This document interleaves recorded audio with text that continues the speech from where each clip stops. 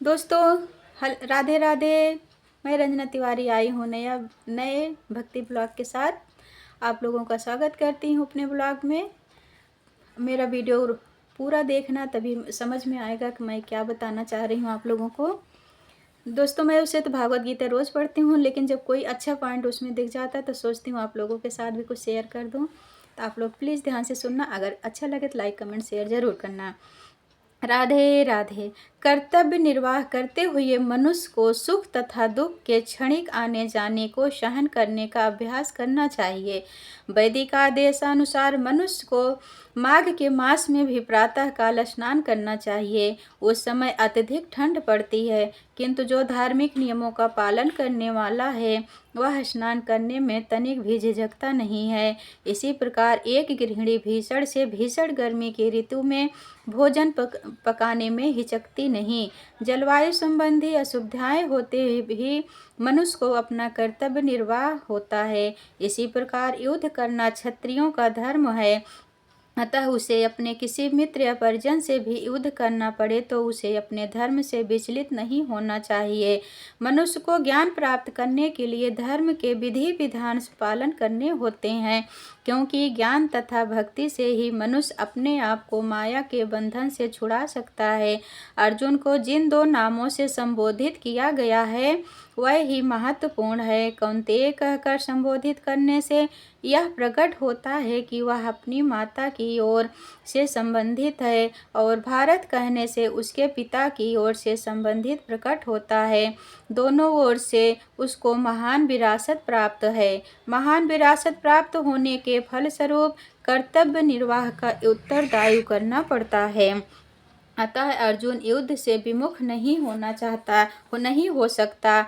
यम ही न व्यथयत्येयं पुरुषं पुरुषभ्यं सम दुख सुखम धीरम सो अमृतताय कल्पते। हे पुरुष श्रेष्ठ, जो पुरुष सुख तथा दुख में विचलित नहीं होता और इन दोनों में संभाव रखता है वह निश्चित रूप से मुक्ति के योग्य है।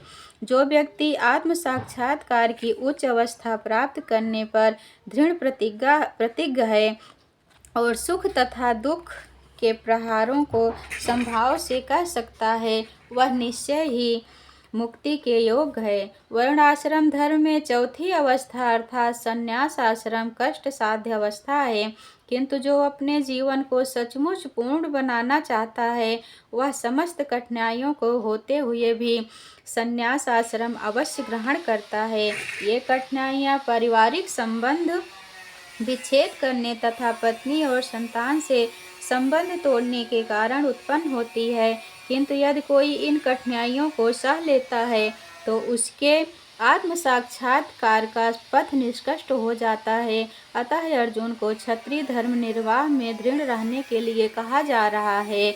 भले ही स्वजनों का अन्य प्रिय व्यक्तियों के साथ युद्ध करना कितना ही दुष्कर क्यों न हो। भगवान चैतन्य 24 वर्ष की अवस्था में ही संन्यास ग्रहण कर लिया था। यद्यपि उन पर आश्रित उनकी तरुण पत्नी तथा वृद्धा माँ की देखभाल करने वाला अन्य कोई न था, तो भी उच्च दर्श के लिए उन्होंने संन्यास ग्रहण किया और अपने कर्तव्य पालन में स्थिर बने रहे। भवबंधन से मुक्ति पाने का वही एकमात्र उपाय है। नास्तो विद्यते भावो न भावो विद्यते सता उभयोरपि दृष्टो अवन्तन्ति एव तत्त्वदर्शिभः।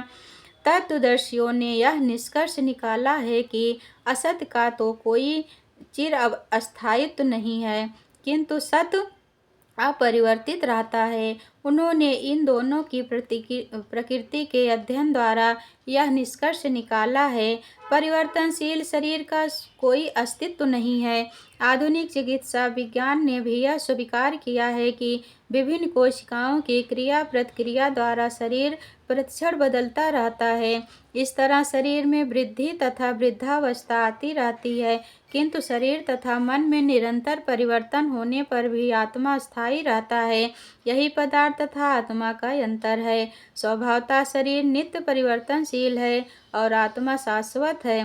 तत्वदर्शियों ने, चाहे वह निर्विशेषवादी हो या सगुणवादी, इस निष्कर्ष की स्थापना की है। विष्णु पुराण में कहा गया है कि विष्णु तथा उनके धाम स्वयं प्रकाश से प्रकाशित है। सत तथा असत शब्द आत्मा तथा भौतिक पदार्थ के ही द्योतक हैं। सभी तत्वदर्शियों की यह स्थापना है। यहीं से भगवान द्वारा अज्ञान से मोहग्रस्त जीवों को उपदेश देने का शुभ आरंभ होता है। अज्ञान को हटाने के लिए आराधक और आराध्य के बीच पुनः शाश्वत संबंध स्थापित करना होता है और फिर अंश रूप जीवों तथा श्री भगवान के अंतर को समझना होता है। कोई भी व्यक्ति आत्मा के अध्ययन द्वारा परमेश्वर के स्वभाव को समझ सकता है। आत्मा तथा परमात्मा का अंतर तथा पूर्ण के अंतर के रूप में है। वेदांत सूत्र तथा श्रीमद् भागवत में परमेश्वर को समस्त उपदों का मूल माना गया है। ऐसे उपदों का अनुभव परा तथा अपरा प्रकृत कर्मों के द्वारा किया जाता है। जीव का संबंध परा प्रकृति से है, जैसा कि 7वें अध्याय में स्पष्ट होगा। यद्यपि शक्ति तथा शक्तिमान में कोई अंतर नहीं है, किंतु शक्तिमान को परम माना जाता है और शक्ति का प्रकृति को गौण। अतः सारे जीव उसी तरह परमेश्वर के सदैव अधीन रहते हैं, जिस तरह सेवक स्वामी के या शिष्य गुरु के अधीन रहता है। अज्ञानतावस्था में ऐसे स्पष्ट ज्ञान को समझ पाना असंभव है। अतः ऐसे अज्ञान को दूर करने के लिए सदा सर्वदा के लिए जीवों को प्रबुद्ध करने हेतु भगवान भगवत गीता का उपदेश देते हैं। बोलिए श्री भगवत भगवान की जय।